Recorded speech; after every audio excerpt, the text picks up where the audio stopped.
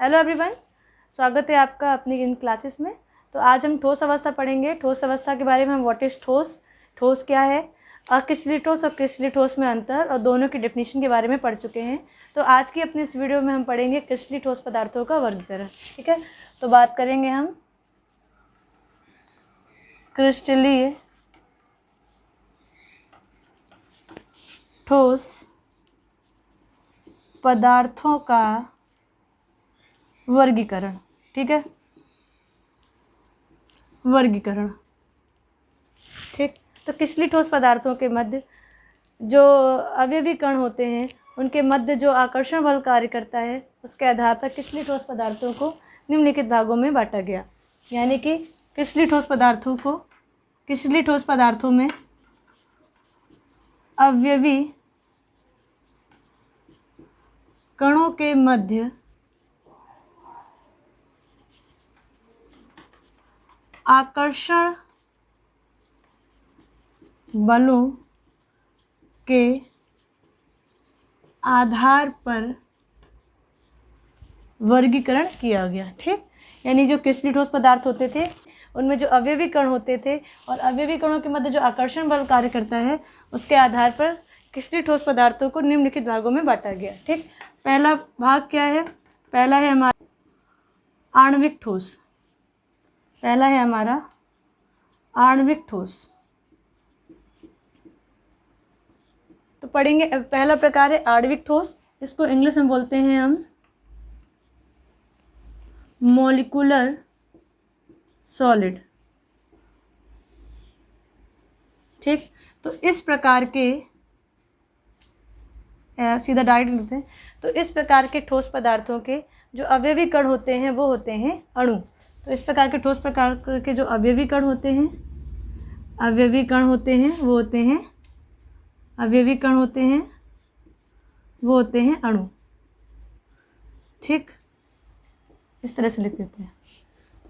तो क्रिस्टलीय ठोस पदार्थों के मध्य जो क्रिस्टलीय ठोस पदार्थों के जो अवयवी कण होते हैं उनके मध्य जो आकर्षण बल होता है उसके आधार पर क्रिस्टलीय ठोस पदार्थों को मुख्यतः 4 भागों में बांटा गया।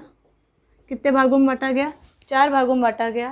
पहला भाग है आणविक ठोस, जिसको हम मॉलिक्यूलर सॉलिड कहते हैं। ठीक, इन आणविक इस प्रकार के ठोस पदार्थों के जो अवयवी कण होते हैं वो अणु होते हैं। इनको पुनः उपभागों में बांटा गया। उपभागों में बांटा गया। इनको पुनः उपभागों में बांटा गया। ठीक, पहला इसका जो उपभाग है इसको हम क्या करके यहाँ लिखेंगे? पहला उपभाग है, इसका नाम है अध्रुवीय आणविक ठोस। अध्रुवीय आणविक ठोस। ठीक, इसको इंग्लिश में बोलते हैं नॉन पोलर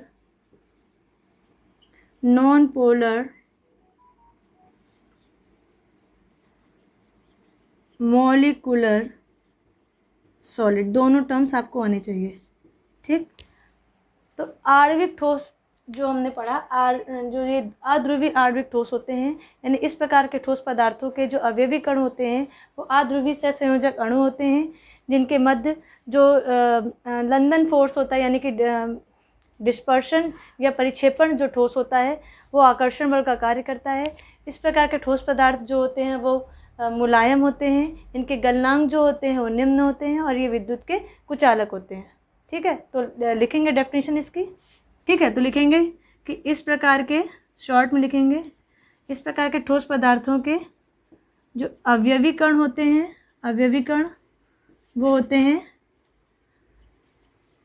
अध्रुवीय सहसंयोजक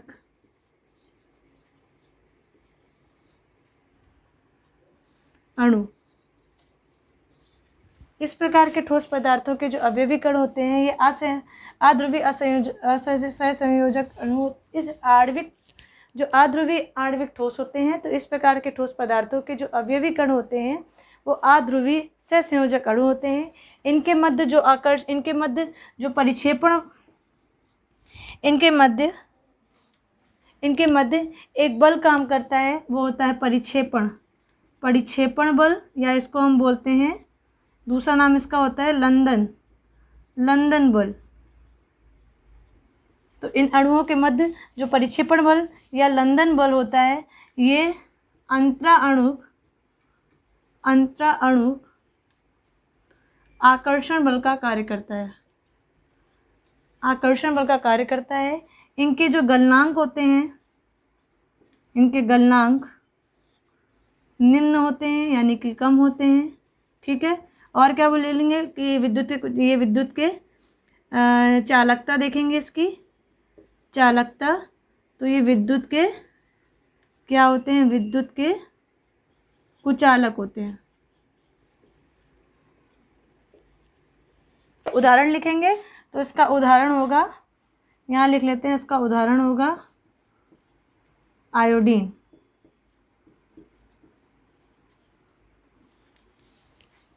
ठीक, समझ पा रहे हो आप क्या है कि आणविक ठोस जो कि क्रिस्टलीय ठोस का एक भाग है।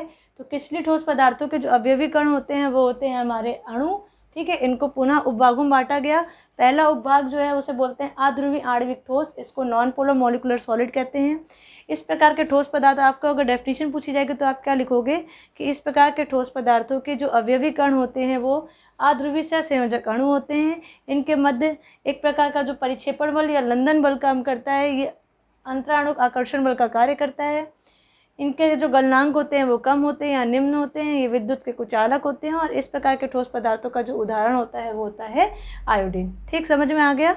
अब बात करते हैं आणविक ठोस के दूसरे प्रकार की। तो इसकी डेफिनेशन क्या हो जाएगी कि इस प्रकार के ठोस पदार्थों के जो अवयवी कण होते हैं वो होते हैं हमारे, पहले वाले का अध्रुवी था जैसे नाम था, तो इसका वाला क्या हो गया, इसका हो गया ध्रुवी सहसंयोजक अणु, है ना। तो इस प्रकार के ठोस पदार्थों के जो अवयवी कण होते हैं वो होते हैं ध्रुवी सहसंयोजक अणु होते हैं। अब इनके मध्य एक प्रकार के द्विध्रुव अन्योन क्रिया होती है। क्या होती है, द्विध्रुव, यानी इसको बोलते हैं हम इंग्लिश में डाइपोल, द्विध्रुव अन्योन क्रिया, इंटरेक्शन, अन्योन क्रिया,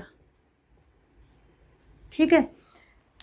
तो जैसे हम पढ़ेंगे ध्रुवी आणविक ठोस के जो अवयवी कण होते हैं वो ध्रुवीय सहसंयोजक अणु होते हैं।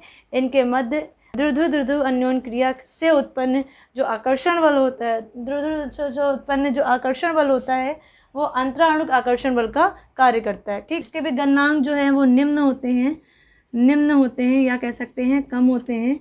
और ये इसकी चालकता, ये विद्युत के क्या होते हैं, विद्युत के कुचालक होते हैं। इसका एग्जाम्पल है SO2 सल्फर डाइऑक्साइड, दूसरा है हमारा हाइड्रोजन क्लोराइड, यानी ठोस अवस्था में। ठीक है, तो क्या डेफिनेशन बनेगी इसकी, ध्रुवीय आणविक ठोस की डेफिनेशन बनेगी कि इस प्रकार के ठोस पदार्थों के जो अवयवी कण होते हैं वो ध्रुवीय सहसंयोजक अणु होते हैं। इन ध्रुवीय सहसंयोजक अणुओं के मध्य जो डाइपोल यानी द्विध्रुव अन्योन क्रिया होती है। इन द्विध्रुव अन्योन क्रिया से उत्पन्न जो आकर्षण बल होता है वो अंतराणुक आकर्षण बल का कार्य करता है। इस प्रकार के ठोस पदार्थों के जो गलनांक होते हैं वो निम्न होते हैं यानी कि कम होते हैं, और ये विद्युत के कुचालक होते हैं। इस प्रकार के ठोस पदार्थों यानी ध्रुवीय आणविक ठोस का जो एग्जाम्पल है वो है हमारा हाइड्रोजन क्लोराइड सॉलिड फॉर्म में ठोस अवस्था में, और दूसरा है सल्फर डाइऑक्साइड। ठीक, समझ में आया। अब बात करेंगे हम इसके तीसरे प्रकार की। ठीक है, इन्हें कितने भागों में बांटा गया, इनको पुनः 3 भागों में। क्या डेफिनेशन बनेगी, इस प्रकार के ठोस पदार्थों के जो अवयवी कण होते हैं वो द्विध्रुव सहसंयोजक अणु होते हैं। इन प्रकार के ठोस पदार्थों के मध्य जो द्विध्रुव अन्योन क्रिया से उत्पन्न आकर्षण बल होता है वो अंतराणुक आकर्षण बल का कार्य करता है। इस प्रकार के ठोस पदार्थों के जो गलनांक होते हैं वो निम्न होते हैं और ये विद्युत के कुचालक होते हैं। इनका एग्जाम्पल की बात कर लें, उदाहरण तो इनका जो सल्फर डाइऑक्साइड ठोस अवस्था में और हाइड्रोजन क्लोराइड ठोस अवस्था में, ये इनके उदाहरण है। ठीक है, अब बात करते हैं हम आणविक ठोस के तीसरे प्रकार की, क्योंकि आणविक ठोस 3 प्रकार का होता है। यहाँ मेन अगर क्रिस्टलीय ठोस की बात करें तो क्रिस्टलीय ठोस को 4 भागों में बांटा गया है। क्रिस्टलीय ठोस के 4 भाग में पहला भाग हमारा आणविक ठोस है। ठीक, और अगर आणविक ठोस की बात करें तो इसको पुनः 3 भागों में बांटा गया है, जिसका पहला प्रकार था पहला पार्ट था वो हमारा था अध्रुवी, है ना, और दूसरा जो है हमारा ध्रुवी।